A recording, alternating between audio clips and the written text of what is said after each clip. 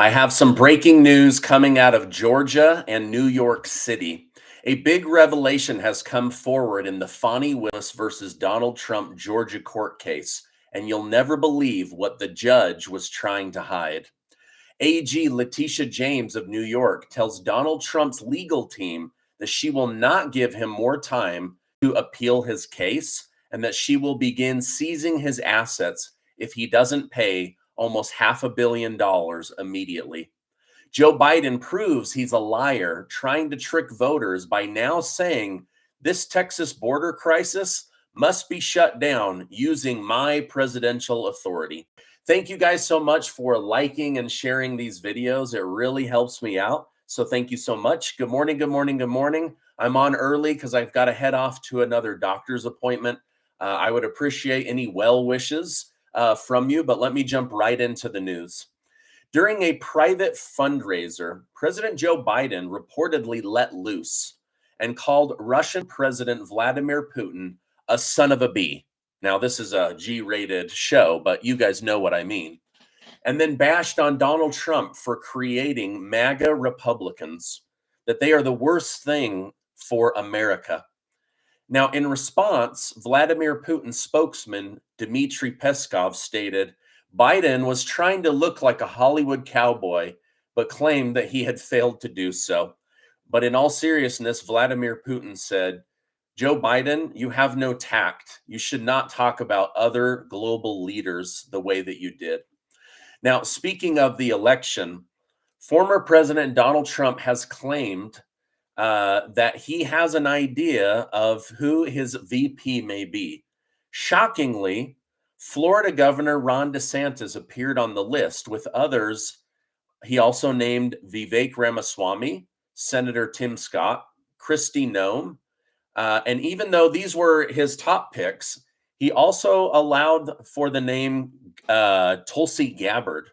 Now, I want you to let me know in the comments section what you think of these names and who do you think would be a good person to select, because that person could very easily become the next president of the United States. Now, I was a little shocked to hear Tulsi Gabbard, because even though she is an independent and I like her a lot, does have decades of connection to the Democrat Party.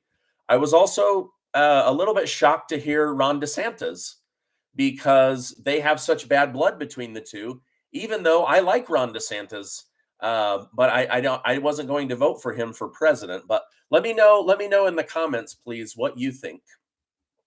Last night, some insightful information was discovered in the Fani Willis versus Donald Trump case in the state of Georgia. After putting DA Fani Willis under a microscope, it became obvious that she has made many errors in judgment and should be forced to step down from the case by the judge and possibly even be fined or lose her license. However, it was also discovered something about the judge.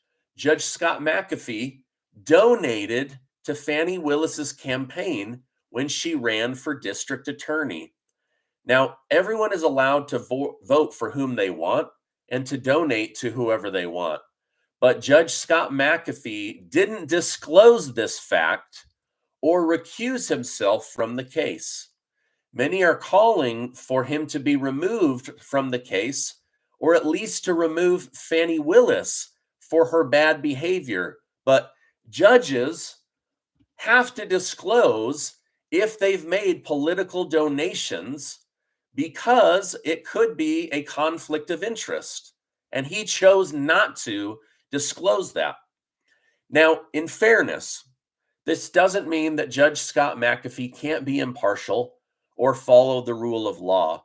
But let me tell you, if Donald Trump loses this case, he will appeal it without all of the same red tape of New York. And this will be the very reason that the case is tossed. Trump's legal team will point out all of the shenanigans of Fani Willis and how the judge donated to her and voted for her and then didn't disclose any of this information before allowing the case to move forward. Now, let me know in the comments down below, do you think that he should have disclosed this? I would like to know.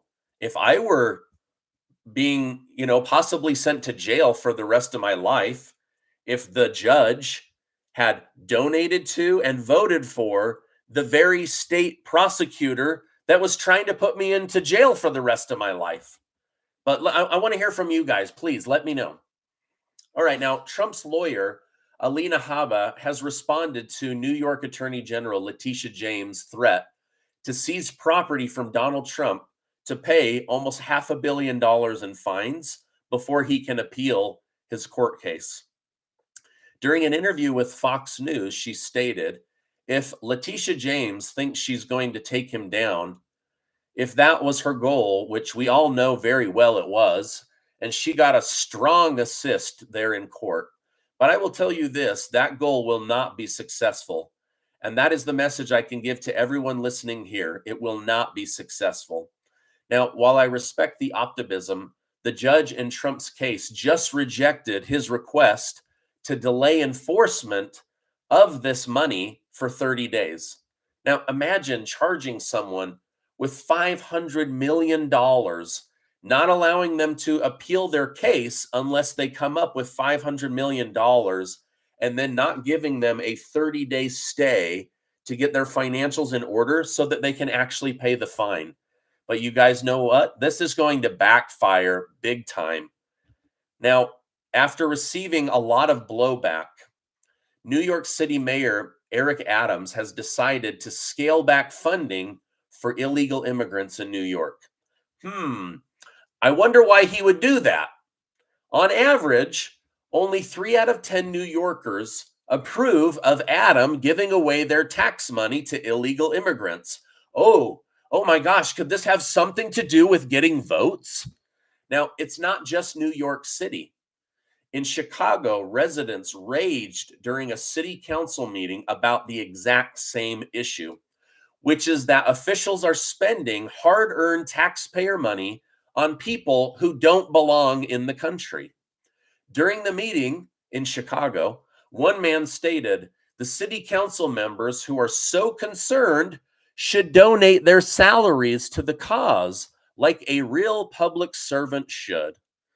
Our own government is putting people from other countries first without sacrificing the money that they take from us in order to pay their own salaries.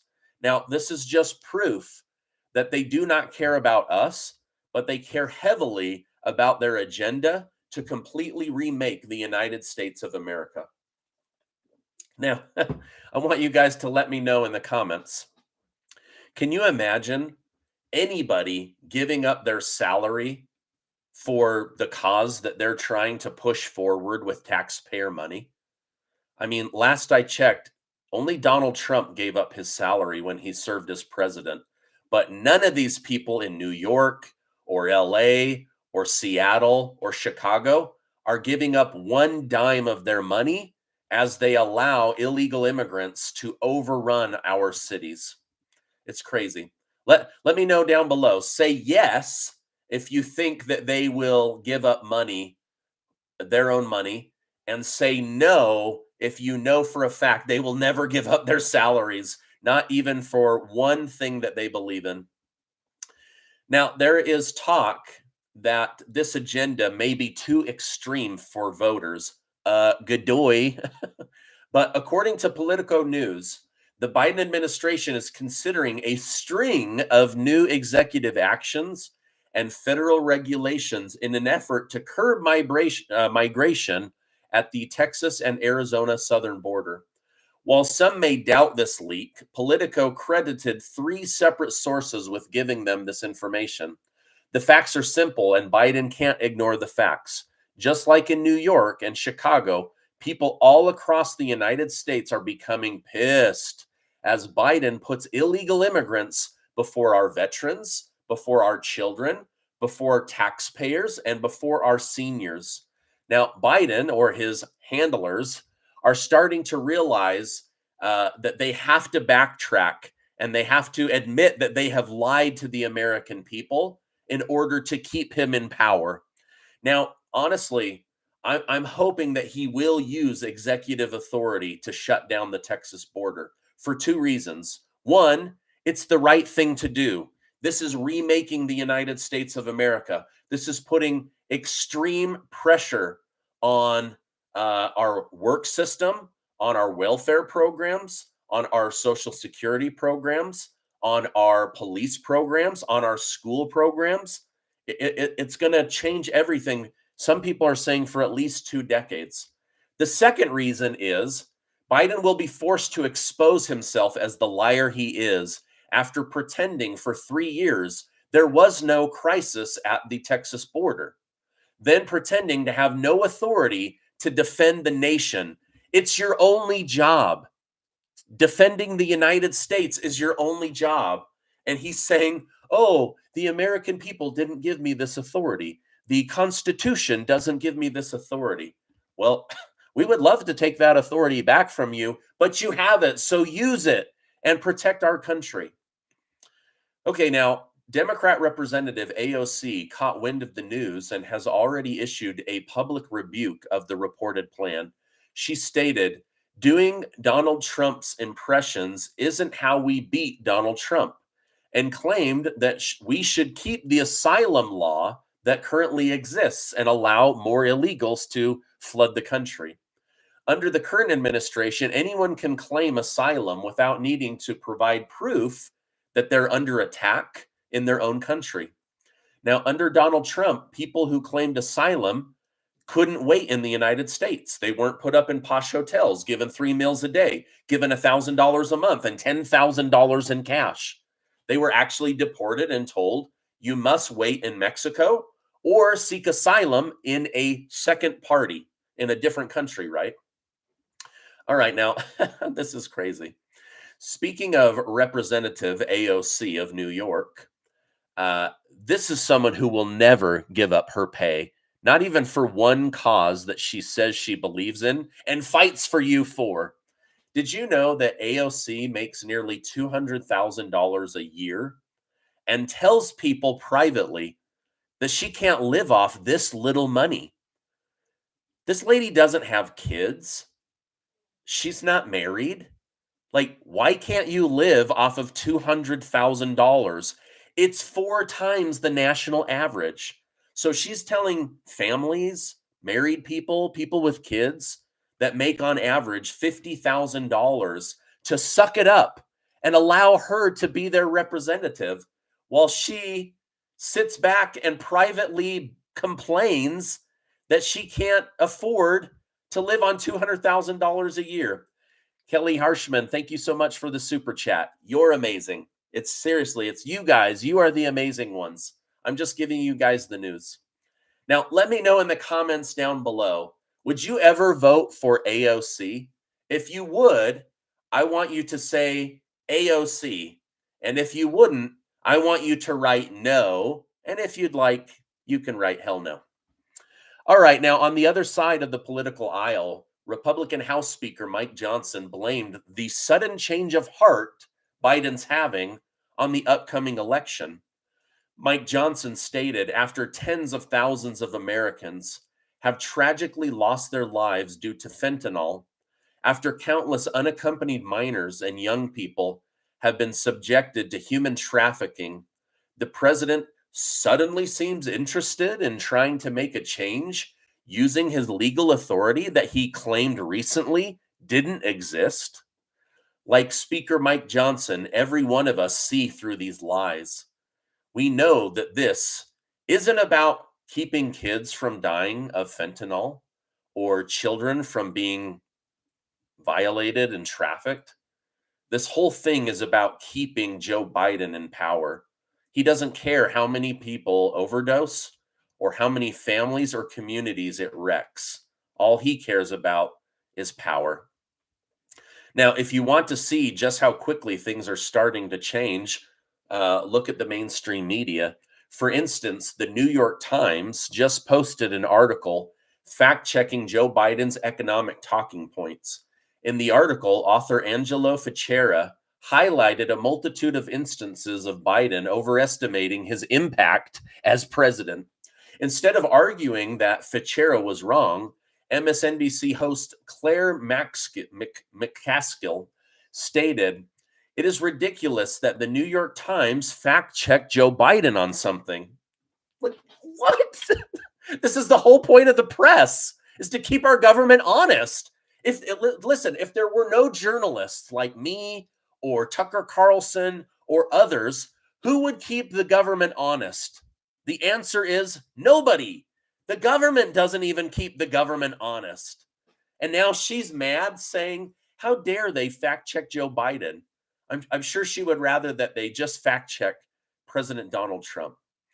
All right, now in regards to Biden's ongoing impeachment inquiry, his brother James Biden was forced to testify, but in his testimony, he said he absolutely kept his business life separate from his brother Joe Biden, that there was never crossover, no favors, no money passed.